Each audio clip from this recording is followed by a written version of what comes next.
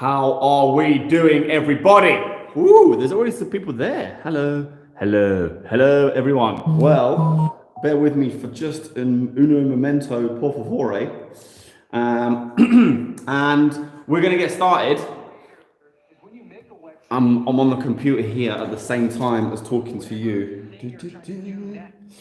Let's shut that down. Boom. Okay, so what I'm going to do today with you guys is I'm just going to flare for a bit. Hello, Patricia. And you can watch, and then I'll stop, and then we can ask some questions, and we'll see what happens. Huh? What do you think about that? So let's fucking get to it, huh? I'm going to play some music. Here we go. Hopefully you can see all right.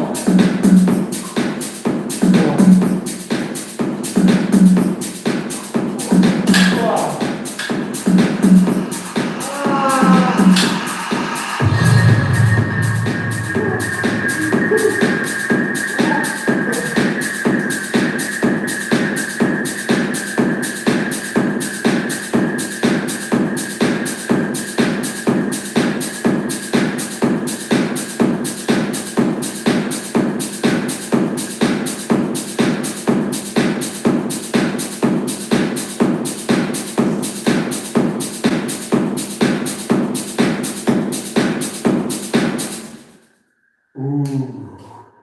All right. Okay. Whew. Fucking knackered already. Okay, I'm going to read some of your comments right here. And okay, let's see. Oh, that's in Spanish. There is not virus that can stop the flare, you know. Okay, hi everybody. Hi Herbert, how are you? Where'd you come from, friends? From France. It's very laggy. Can you slow down a bit? Sorry, man.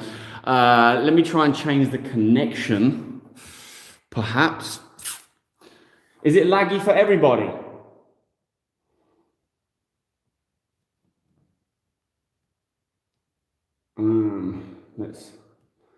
Is it laggy for everyone? Yeah, Tom, can you show us what good practice routine would be for a beginner? Like maybe 5 drills. Can I come to it? Can I learn much from you? Okay. All right. Let's do some of the questions we've got here. I'm going to start from the top and see what I can answer going downwards. Greetings from Kathmandu. Hi there from Slovakia. Hey, Tommy D.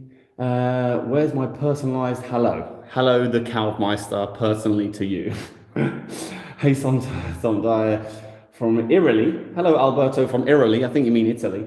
From India. Hey, Ram Waskwanin. From the Philippines, Dubai. Good song, Patricia, huh? There's more to come. Super Sign Flair Master. Hey, man, I'm doing a lot of practicing at the moment. Good for you, Jordan. Keep it up. I come here to learn much from you. Hey there, let's rock. Can you show us what a good practice routine would be for a beginner, like maybe 5 drills? Okay, let's work on that one very quickly. It's tough on the spot to think up something. So a good practice routine, I think it depends on what you want to achieve, really. For me, as I think a lot of people know, I'm all about the flow of how things move, and I want to make it look good. So just simply learning to do swipes like this and making that look as good as it can be. All right, like this, and then you can add to it and you can change the direction of the bottle. Okay, and then you can think about adding in a move, because this is kind of your base right here. This is what I think my base is. And if I stand sideways, you see it how it comes straight. It's supposed to come straight. Okay, it's parallel with my body. It's not like this. Okay, you're not throwing outwards like this. Okay, it's parallel. So the bottle is parallel with my body, and the tin is also parallel in this way. Now you can throw it vertically if you want, but try and keep it uniform when you're doing it. Now once you do that, then you can throw in a move, do it behind the back, and then get back into the position of doing this again. Behind the back, and you catch behind your back in tennis grab, and then you flick back in the same direction of where you want to throw the bottle, and you carry on. Behind the back, boom, behind the back, over. Okay, and then you can do behind the head, and then the same thing again, behind the back. Okay, then the same thing behind the head. Okay, behind the back. And now you can start throwing in a thumb roll with the tin. Boom. Thumb roll. Okay, ready? Thumb roll. So everything is happening with the right hand, because that's my stronger hand. But then once you get better, then you can start adding in a thumb roll with the tin as well, but baby steps. So try your swipes, okay, because they're going to really help you make everything look nice and smooth, okay, and then try and add moves into that, okay, and then you can come up behind the back, and everything is just moving around the bottle. The tin is staying exactly where it is, but now I'm just moving the bottle, okay. This is exactly the same as if you just have one bottle and you're throwing it over, and as you follow the bottle, it follows the rhythm. You come over this way, then behind your back, around, behind your head, tomahawk again, and you're just changing your throws and changing your grabs. But then you add a tin, and you just, as you're doing your throws, okay, the tin is not moving, you're just passing it from one hand to the other. All right, but then once you get a bit more technical, then the tin can move, okay, and then you can start trying to do different movements with the bottle and the tin together. I hope that helps. Let's have a look at some of the other questions that we've got. So, what else we got going on over here? How many people are watching, by the way? 37. Cool. So Swain at 25, I hope that helped. Hello from Bali. Fantastic. Like your vids are great, but show us what an actual beginner session could look like. Like, I was going to be really rude then, sorry. But I will go through some more stuff in just a moment. Can you do a tap with your tongue? Hi there. Hello. There is no virus that can stop the flare. Let's fly, Sweden. That's right. Hi, everyone. Where'd you come from? Okay, where are we? It's a bit laggy. All right. Azerbaijan, how are you doing? Make the bottles fall slower. Sorry. Tom, you're the very best. Thank you very much. Just flare slower, dude. Sorry. The Kalvmeister.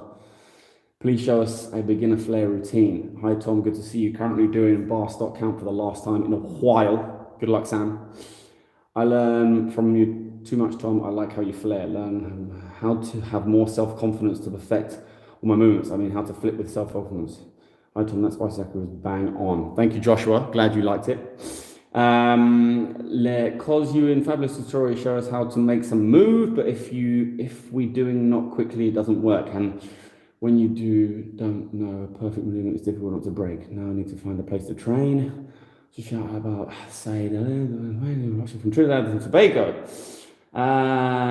Do you do finger rolls? No. Hi, I'm from the sorry. This is the extent of my finger rolls. Okay. All right. I mean, I can almost do the one. There we go. That everybody is doing. But I'm not the best at it, to be honest. I've done a video on finger rolls, which you can check out. If you just type in Tom Dyer, Jumble, St. Pierre, finger rolls, there's a full video tutorial on that you can go and find. Abby, please shout out my husband's name. He's watching you all the time. Angelo Castillo. Angelo Castillo, how are you, my friend? From Strictly Flair, Kathmandu, how are you guys? Good? Keep doing those videos. All right, so. Hi from the Philippines and Bartender 2. Shout out to John David Dalicum. Now, the general consensus here is people want to see beginner stuff, how to train, how to improve, that kind of stuff. Now, it's really hard to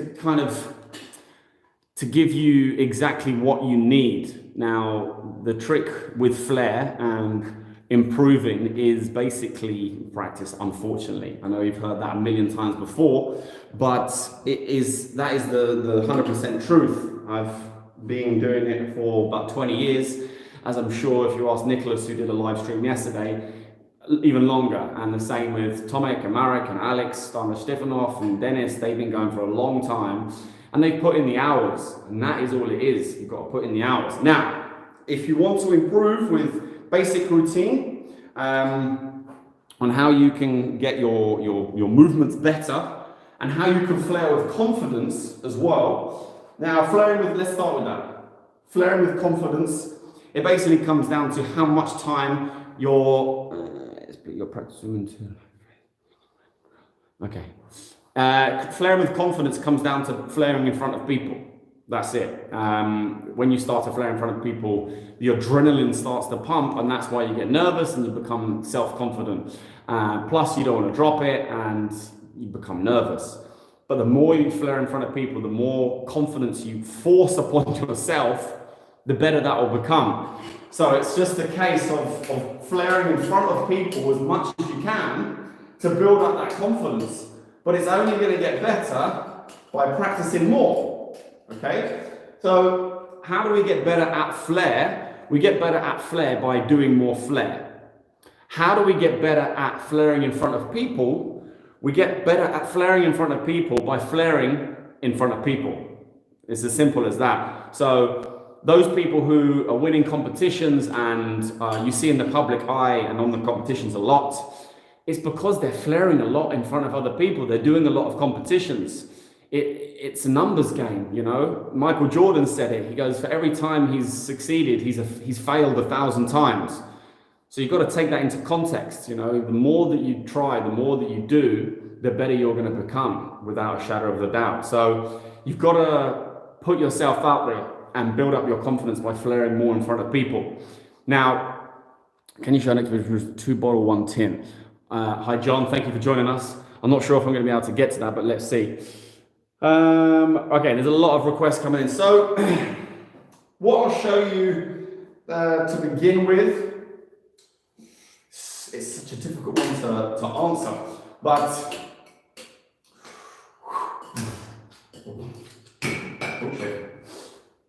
what you want to do as a beginner, if you want to get to the kind of pro level, doesn't just happen overnight.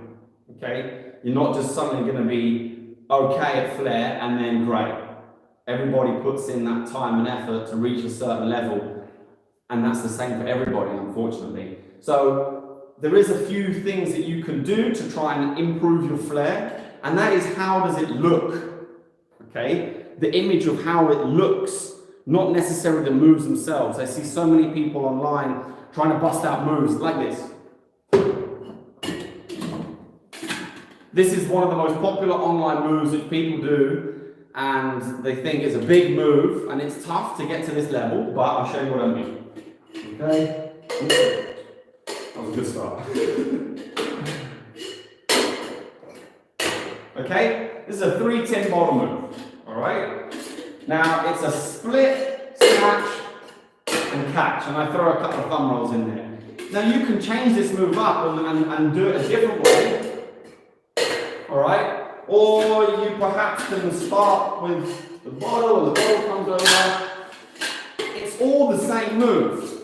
Okay? Whoop. This is all the same move.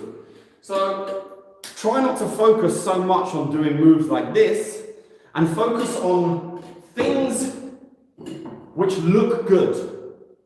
Okay? The visual aspect of what Flair is what is going to impress people. And doing things which look good or surprise others is what's going to make you stand out from the rest. So even being a beginner, you can do things which look great. I remember there was a guy many years ago in Hungary who used to judge competitions, and he wasn't the best, most technical Flair bartender, but he had the most creative moves, and he made them look good enough that every time he came on stage, I was excited to watch him. Even though I knew that he couldn't do like a 14 bottle move, although there was no one doing 14 bottle moves back then anyway. Anyway, so let me give you an example. I have a sequence which looks like this. I'm not going to be able to do it probably.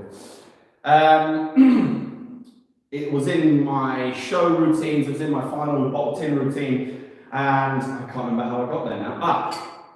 It was, okay, let me show you this one instead. Okay, I have a routine which looks like this with rolls.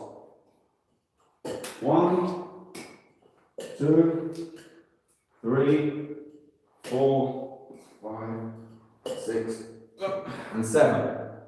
Now let's break this down very quickly. 7 rolls, yeah? 1, this is probably the hardest one, okay? Okay, then I turn, and then I do the next one, which is probably the second hardest. 2, and then I come around and I simply do a roll down here. Then I just do a roll up my arm to behind my back. Then I roll it into my elbow crease. Then I roll it onto the back of my arm, which is quite a tough one. And then I roll it back down and turn my hand around. Now these rolls are not necessarily very difficult at all. But when you put them all together into a sequence, that's when it becomes visually appealing.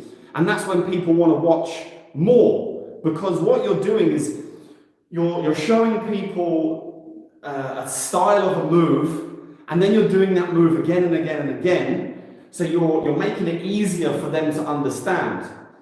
And the way that I came up with this sequence, like I come up with a lot more of my sequences, which I've done, which I'm going to show you in a second, is that I wanted to come up with a sequence where I didn't throw any objects. My throwing was my rolls. So what I mean by that is, if I wanted to move the bottle from here to there, I would roll it from this arm to there. But obviously I've got a tin in this hand, so I'd have to do something else to try and switch it over. But you see my point, hopefully. This is a roll, okay, and then straight away there's another roll, okay, then I reposition and I roll, roll, roll, roll, roll, and then I finish off with the elbow stool. So again, let me reiterate. These moves are not difficult. What's made it good is it's visually appealing, and there is a couple of trickier moves in there, let's say. I'll give you another example. I used to have a sequence many years ago going like this. Okay, let's try that again. 1, 2, okay. 3, 4, 5, 6, 7, and I don't remember the ending. Now these are all different types of taps, obviously. It's the same concept as the rolls. These moves aren't necessarily very, very difficult, but you put them all together, they become more difficult. And then from there, I was able to upgrade this, and then I was going to do, I did a sequence where it was tap, tap, tap, oops, tap, tap, tap, tap, okay? I think most of the people seeing it have seen this sequence. Again, it is the presentation of the moves which makes the big difference to what I'm doing in the sequence. I hope that makes sense. I'm going to read some of your comments quickly. Okay. Hello, Tom. At which EBS you teach? I don't teach at any EBSs, unfortunately. Thank you for your work, your tutorials, guidance, etc. How now answer questions in live. I'm doing my best. Please tutorial of stall at the mouth. I'm sorry, I don't do stalls on the mouth. Stupid question. Why all storage have cadenas in your video? I don't know what cadenas is. I'm sorry. Maybe locks? Not sure. Sorry. Can you make videos to explain a good routine for beginners? I'm doing my best. Silly sequence in a good way. Difficult one. Charlie, but hey Charlie. Here with the baby. How to train elbow bump and stall means by step. I've done a video on how to do an elbow stall already, John. You can go and check out my videos, and there's something there with that. Pat, the wafer tins you can get from the WFA, the World Flair Associations, you've got to pass your yellow and orange levels and things like this to be able to get them. Run it. If you want to be taught by me, you need to come to Flair Camp. That's where I do my teaching. All right. So let's show you, because people are asking some certain moves. If you're practicing how to do a stall, I'm going to angle this up a little bit so that you can see me. Hopefully that's going to work. Now, if you're practicing how to do a stall, to practice to do a stall is the same no matter whether it's on your arm, your elbow, your hand, your arm, your elbow, your shoulder, your mouth, your ear, whatever it is. Okay? This is a surefire way to be able to practice a stall. Okay? And there's 3 steps to it. Number 1, you've got to learn how to balance it first of all. So whether it's on your hand or on your on your arm, you put it into position and you learn to balance it in that position, elbow. Okay, you find the sweet spot of where that bottle or that object needs to be able to balance it correctly. So I have one on the shoulder right here, and that's the position I need to be in. If you see where my arm is, okay, if I put my arm in this position, I've got no sweet spot. I need to put my arm immediately into this position, and that's where I'm balancing that bottle on my shoulder. It took me years to find that body position, and then, okay, I was able to do the stall. I can't do it 100% of the time, but I can get it. So it's exactly the same whether you're doing your elbow or your arm. So let's focus on the elbow, because that's the one people want to get. Now, when you're doing an elbow stall, you don't want to tense your arm up like this, and you don't want to have this muscle tensed. You don't want that. You want it soft and spongy, okay? So that when you land the bottle on there, you've got a position, you've got a soft spot for the bottle or the object to land. Some people tense up as it lands and then release their arm slightly, but you want to get that kind of that slapping noise, okay? Let's try again. There we go. And then you find that sweet spot. Now, everybody should have what I call a table on their elbow. Now, the table is, when you put it into position, okay, I can look away from it, and just from feeling the bottle, I know where it is. My arm doesn't move. It's solid in that position at the right place, so that bottle is not going to fall off of my arm, okay? Everybody has this on themselves, and then it's just a case of holding your arm locked in position. And to get it locked in position does take time to be able to do that confidently, but that's where you need to be. So, as I said, there's 3 steps. Step 1 is the balance. So you find that position, that's the balance, okay? Now you see how I'm jumping the bottle up? That's finding an even more comfortable position to the millimeter. And that's where I run that bottle, okay? Next step is catching the bottle. Not throwing it yet, we're gonna get to throwing, it's catching the bottle. So you wanna just drop it down onto your elbow first of all, okay? And challenge yourself a little bit so you can drop it at an angle, all right? Different angles, okay? And you see how I'm using my knees as well. And then you can throw it a bit higher or drop it from a bit of a higher height, and you learn how to start catching it on your elbow. Then you want to start to learn to throw it. Now, when it comes to an elbow stool or any stool, there's many different ways you can throw the bottle or the object to land it on your elbow. Start with the easiest one, which is just throwing it directly flat up and catching it, okay? And this is going to make your balance become a lot better. So you throw it up and you catch. Then when you get better at that, you can throw for a single spin, up and catch, okay? And you want to try and get that one. And then when you come to do it over your shoulder, now when I do this one, a lot of people try and throw the bottle over their shoulder a little bit differently for the elbow stool. My advice is try and do it as if you was going to do it for your hand. Now, if you catch it down here on your hand, then maybe throw it a bit higher. But don't try and throw it majorly differently. Try and just keep the same sort of throw. You see how this is onto my hand, okay? Now I'm going to try and throw it the same onto my elbow. Now look at my body position. I've put my legs down, I've bent my legs, I've leant back, I've put my elbow where my hand was. That's where I put it in my hand, that's where I'm catching at my elbow. So I come over, okay? And I'm there in the right position to catch the bottle. In this way, you don't have to learn a new throw. Now when you get better at throwing it onto your elbow, then you can start doing different throws. You can try and do like double, triple spins and things like this.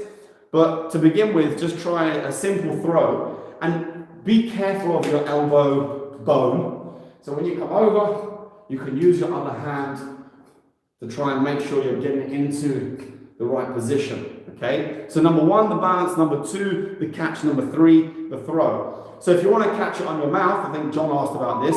First of all, where is the balancing position? Okay, is there. All right. Then you want to learn to catch it. Now, this is a tough one, but you're dropping it down. Okay. And then when you're going to throw it, first of all, I'd recommend to get something like this. This is a rubbery plastic bottle from Flair. And then you're going to throw up. And then you don't want it to come up and down onto your mouth. You want it to come up gently and land on your hand, on your mouth. See, I'm not very good at this one. Oof, straight on the nose. Okay? But please be careful with this one. And a lot of people have said to me in the past, you can just do like this with your lips if you want to catch it on your mouth. So that's stools. That's, generally how you're going to, any stool. Now there's a guy on Instagram that we've seen a lot of doing footstools. Rodrigo Del Pesh has done footstools. Marcus Drivolini has done footstools. And there's this kid in Russia who's just a fucking demon at footstools. Now if you're going to do a footstool, it's the same thing. You find the position of where you want to catch it. Okay, and you get used to that balance on your foot. Okay, then you've got to learn how to drop it and balance it. Okay, and then you can start to try and throw and catch it on your foot. Now, I've been able to do a footstool many years ago, but I'm not going to try and nail it now because the chances are it's not going to happen. It's the same process, same process, okay? Learn the balance, then the catch, then the throw. Now, when it comes to throwing something, when it comes to throwing a move, oh God, I've gone too high, sorry. When it comes to throwing a move, come on. Okay. How you catch something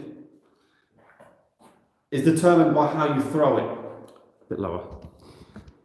What I mean by that is, so basically I say in my trainings, 80% of how you catch something is how you throw it. So, I'll give you an example. If I want to do a handstand, it's a simple handstand like, I'm going to use this rubber fly ball. If I want to do a simple handstand like this, I've thrown that perfectly to be able to land a move on my hand. 80% of how I catch that is how I throw it. If I throw it well enough, I'm going to catch it. Now, if I throw it like this, I'm making it really hard for myself to catch it.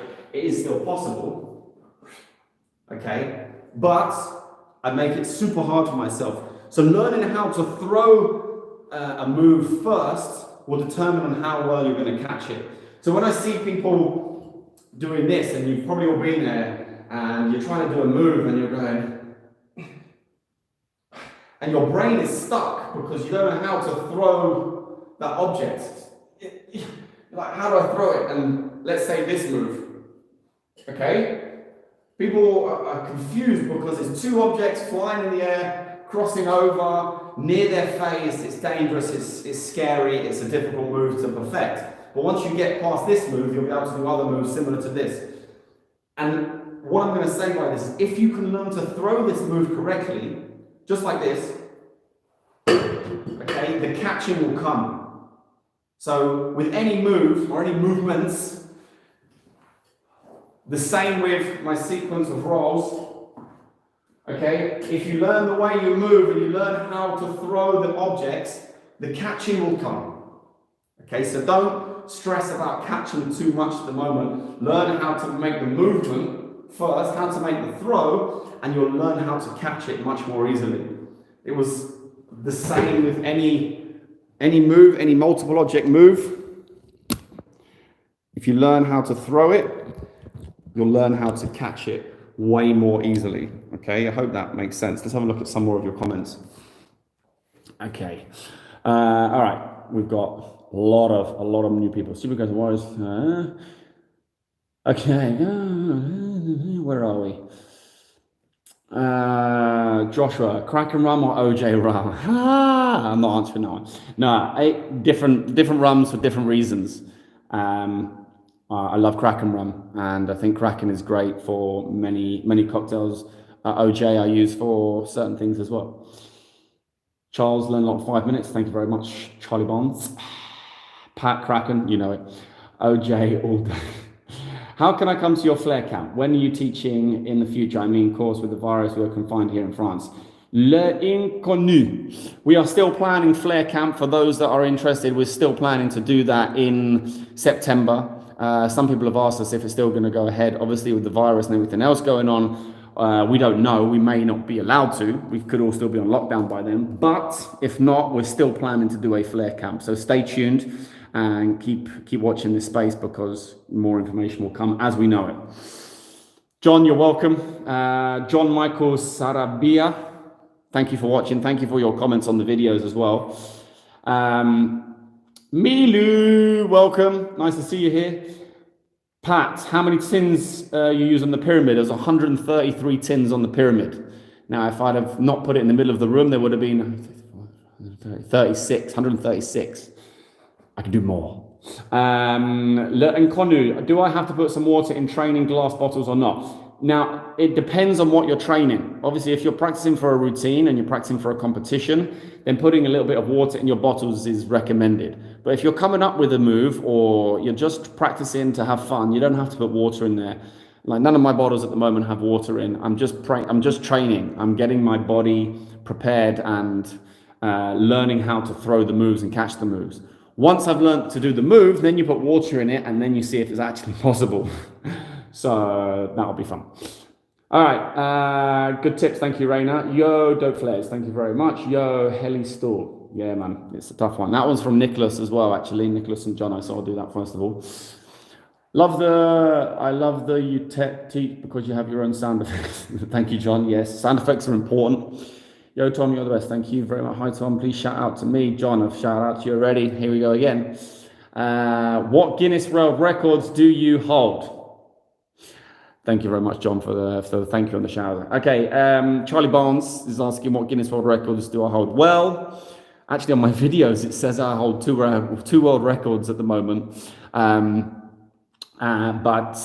at the moment it's just one world record, and that is the most amount of elbow bumps performed consecutively. It's not a lot, and there's many people out there who could probably smash it.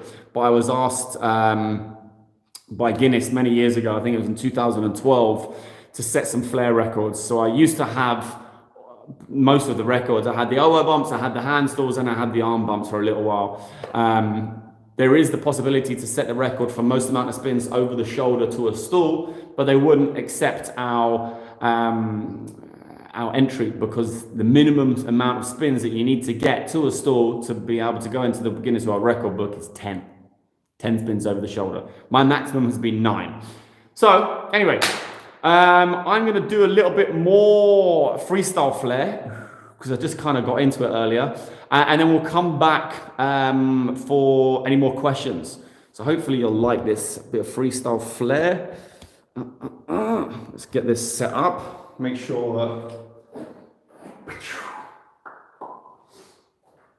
I'm sorry if it's a bit laggy.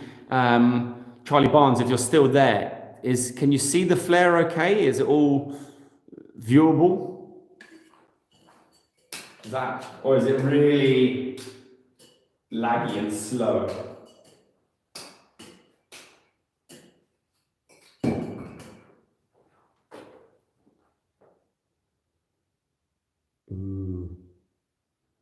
A little bit slow. Thank you, Ram, for letting me know.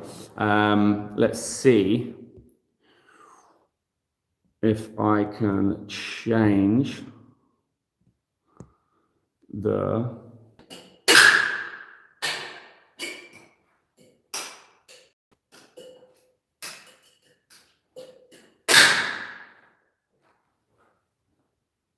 Has that made it better or worse?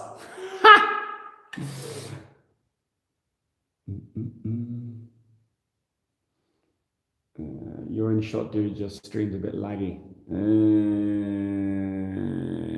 Okay. All right. So I can go back to the other connection, or I can stick on this connection. Let me know what you guys prefer. Worse.